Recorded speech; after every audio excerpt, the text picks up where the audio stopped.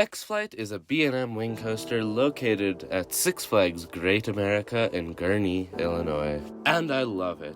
Now, there's objectively better coasters at Great America, like Max Force, or even like Superman or something, but X-Flight is my third favorite coaster at the park. And now you might be asking yourself, why is X-Flight so great? It's like a tiny B&M wing coaster. I mean, Gatekeeper's for sure better, right? And to that, I have to say, you're totally wrong. X-Flight is way more forceful than Gatekeeper. And yes, the coaster itself is very small, but it packs a punch with 5 inversions and a great near-miss effect. Now, the layout is average, but good for what it is. It starts off with a lift hill, and then a wing over drop, which delivers some awesome hang time in the front. Then you head up into your first inversion, a giant 0G roll. Now, this 0G roll delivers a good amount of 0G, but it also delivers an awesome amount of laterals. Now, coming out of the 0G roll, you get into the worst part of the ride, the Immelman.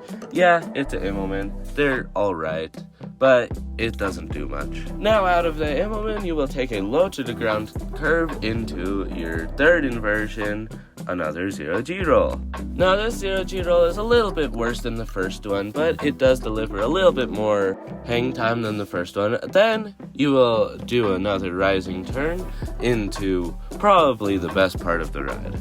A amazing hang time filled inline twist that first goes through a control tower and then through a support.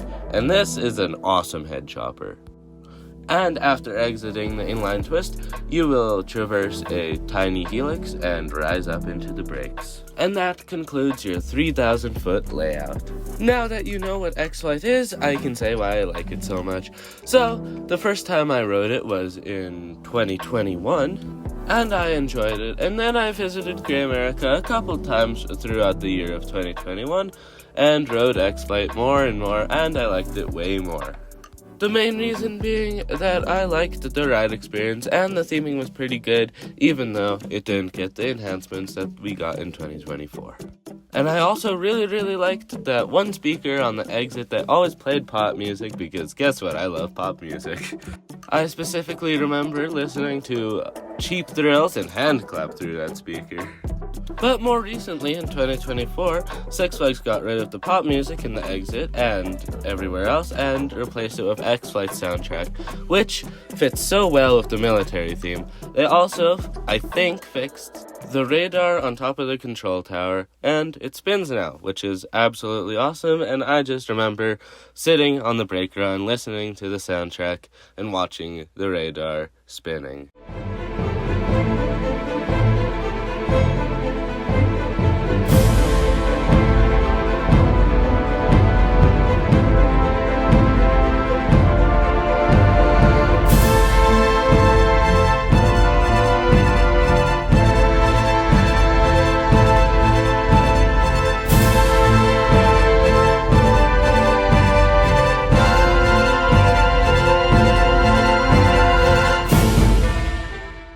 And if you would like to listen to more of the soundtracks, I'll put a link in the description to a great video that has all the soundtracks. But one thing I don't like about the 2024 rebrand is they got rid of the old spiel, and now it's something much worse. I don't have any footage of the old spiel, but I do have some footage of the new spiel, so take a listen. Crews must remain seated with hands and feet inside the aircraft at all times, and your head against the headrest.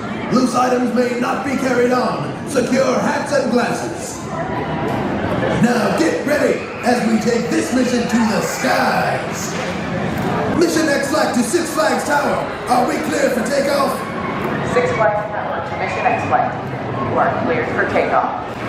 But sadly, the new spiel does not have the surfer dude voice, so that's sad. But anyway, that's all of my halfway review of X-Flight. I hope you guys enjoyed. But anyway, you should like and subscribe and coaster it. Bye!